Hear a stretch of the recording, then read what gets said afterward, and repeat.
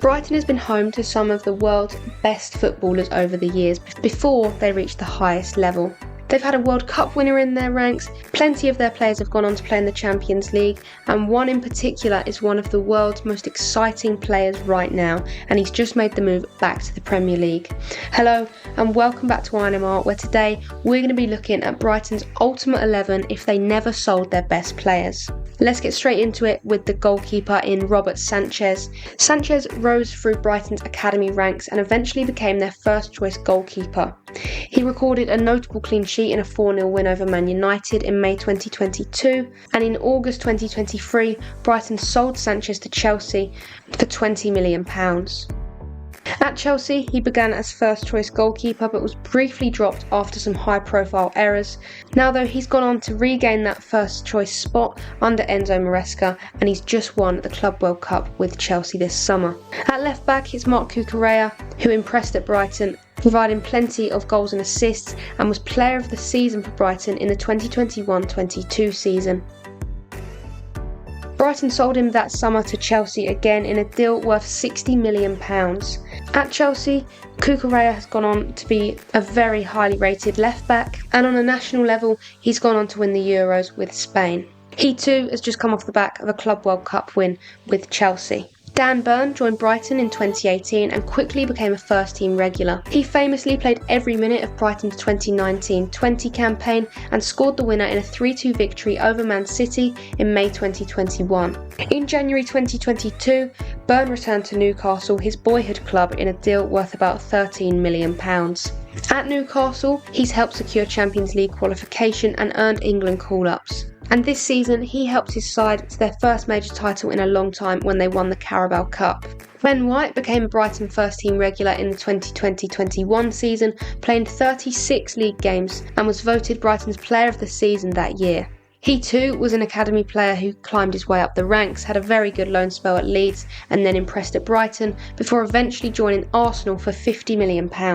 At Arsenal, he's played at centre-back and right-back and has been very impressive in key league matches and the Champions League. His 2024-25 campaign was disrupted by a knee injury. He underwent surgery and then missed several weeks, but he remains a key defender for the Gunners. At right-back, we've had to move some players about, so I've gone for Pascal Gross. He joined Brighton in 2017 and went on to become one of the club's most influential players.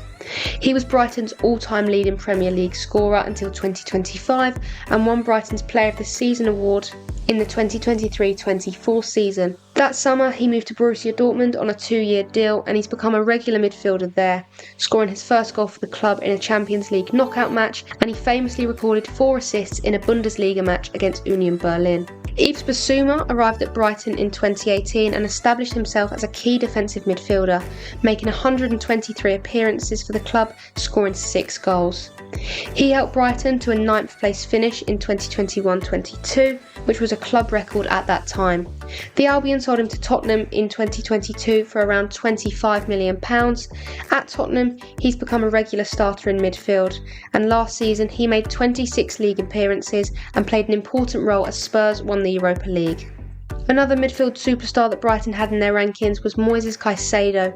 He joined Brighton in February 2021 and quickly became a fan favourite. In the 2022-23 season, he was voted Brighton's Player of the Season and Players' Player of the Season after starring in midfield.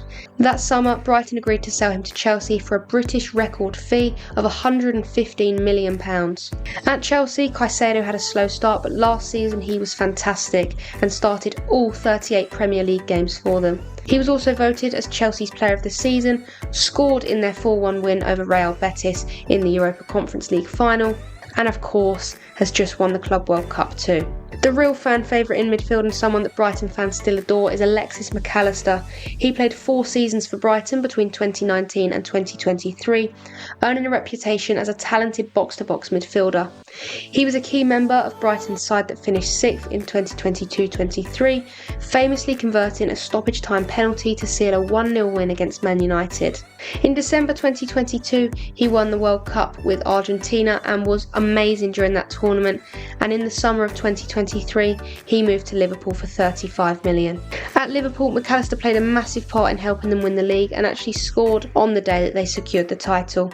On the left, Leandro Trossard, who now plays for Arsenal, but he joined Brighton in January 2021 and became an important attacking player on the wing. He scored Brighton's first ever Premier League hat-trick in a 3-3 draw at Liverpool in October 2022, and in January 2023, Brighton sold Trossard to Arsenal for £20 million. At Arsenal, he's been used centrally and on the wing, and last season, he impressed in the Champions League, contributing a handful of goals.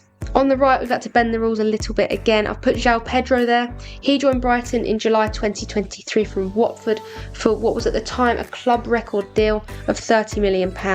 In 2 seasons at Brighton, he scored 30 goals and provided 10 assists. Highlight was his goal against Marseille at home, which meant that Brighton topped the group of death in the Europa League. He scored 6 goals in that Europa League campaign and was absolutely fantastic in the league as well. He was Brighton's joint top goal scorer last season, hitting double digits, and went on to join Chelsea this summer for £60 million.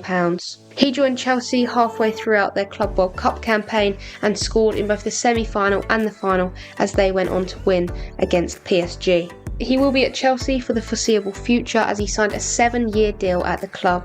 Last but not least, at striker, it is Victor Gyökeres. He was on Brighton's books from 2018 to 2021, but never made a senior appearance in the Premier League. He instead blossomed after returning to England with Coventry City and then moving to Sporting, where he became the Portuguese league's top scorer, and very, very recently he joined Arsenal for around £63.5 million, and he is known for his prolific goal scoring ability, netting 97 goals in 102 games for Sporting over 2 seasons. So that is Brighton's ultimate 11 if they didn't sell their best players. Let me know what you think of this team and if I missed anyone who potentially has gone on to do even better and should be in this side. That is where I'm going to end today's podcast, but there are plenty of others that you can go and listen to.